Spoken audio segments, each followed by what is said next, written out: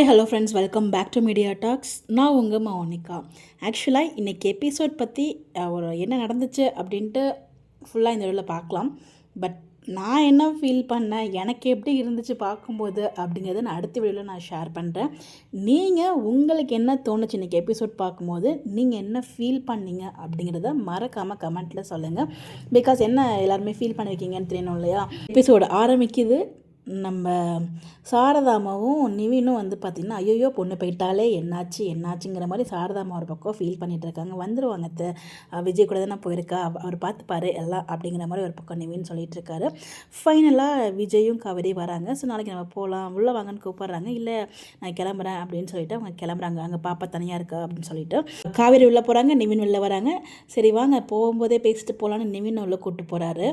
அங்கே வந்து பார்த்திங்கன்னா காவேரி எதுவுமே சொல்ல, நான் எல்லாத்தையுமே சொல்லுவாங்கன்னு பார்த்தா எதுவுமே சொல்லலை. உடனேலாம் முடிவு பண்ண முடியாது, நாங்கள் பேசி பழகினதுக்கப்புறம் தான் முடிவு பண்ண முடியும் அப்படின்னு சொல்லிட்டு அவங்க ரூமுக்கு போயிடுறாங்க. இவங்க எல்லாருமே மூஞ்சி பார்த்துட்டு இருக்காங்க.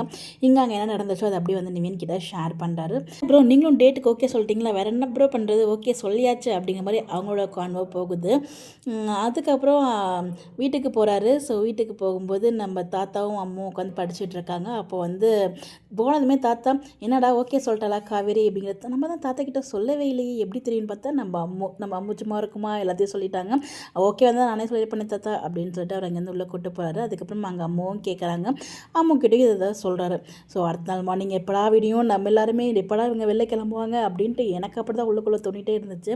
சரின்னு பார்த்தா மார்னிங் வந்து பார்த்திங்கன்னா பேரி மட்டும் தனியாக அப்படியே கிளம்பிட்டு இருக்காங்க. அதை போடுறாங்க, இதை போடுறாங்க, காஜல் போடுறாங்க, சம்திங் லிப்ஸ்டிக் போடுறாங்கன்னு நினைக்கிறேன். ஸோ இதை வந்து ஒட்டுமொத்த குடும்பமும் வந்து பார்த்துட்டு இருக்கு, எங்கே கிளம்புறா. இந்த விஷயம் தான் நம்ம நிவின் தெரியும்ல. நிவின் வந்து பார்த்திங்கன்னா அவள் வந்து காவேரி வந்து விஜய் கூட வெளில போக போகிறா, அவுட்டிங் போக போகிறா அப்படின்னு சொன்னதுக்கப்புறம் எல்லோரும் வந்து அப்படியே ஒருத்தர் மஞ்சள் வச்சு பார்த்து ஹாப்பியாக ஃபீல் பண்ணுவாங்க. அங்கேருந்து காவேரி வந்து பட் அது சொல்லாமலே எனக்கு பூ வேணும் அப்படிங்கிற மாதிரி சொல்கிறாங்க. அது மட்டும் இல்லாமல் நான் வந்து என்னோட ஒர்க் பண்ணுற ஒருத்தவங்களுக்கு, என் கூட ஒர்க் பண்ணுற ஒருத்தவங்களுக்கு வந்து மேரேஜ், ஸோ அதுக்காக வெளில போகிறேன் அப்படிங்கிற மாதிரி சொல்கிறாங்க.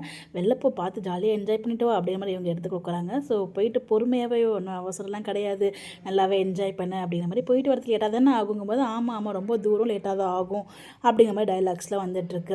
ஸோ எப்படி போக போகிற, கேப் புக் பண்ண போகிறேன் அப்படின்னு சொல்லிட்டு அவங்க உள்ளே போயிடுறாங்க.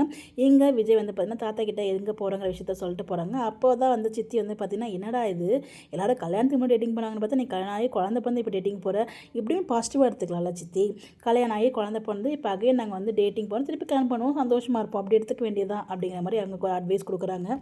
பழசெல்லாம் பேசினா தப்பாயிடும்னு நினைக்கிறேன். ஸோ எல்லாத்துக்கும் காரணம் நீங்கள் தான், மறந்துடாதீங்க, பழசு இன்றைக்கி மறந்துடாதீங்க அப்படிங்கிற மாதிரி இங்கே சித்திக்கு நினைவூட்டணும்னு நினைக்கிறேன். ஓகேன்னு சொல்லிட்டு இங்கே வந்து காவேரி என்ன பண்ணலாம், யாருக்கும் தெரியாமல் போகணுமே, கண்டிப்பாக இந்த விஷயம் யாருக்குமே தெரியக்கூடாது அப்படின்னு சொல்லிட்டு நம்ம விஜய்க்கு கால் பண்ணி இந்த மாதிரி வந்து பார்த்திங்கன்னா நான் வந்து தெருமுனைக்கு வந்துடுறேன், நீங்கள் வந்து அங்கே வந்து எங்கள் வீட்டுக்கு யாருக்குமே தெரிய வேண்டாம், இப்போ நீங்கள் எங்கே இருக்கீங்க அப்படிங்கிற மாதிரி சொல்கிறாங்க.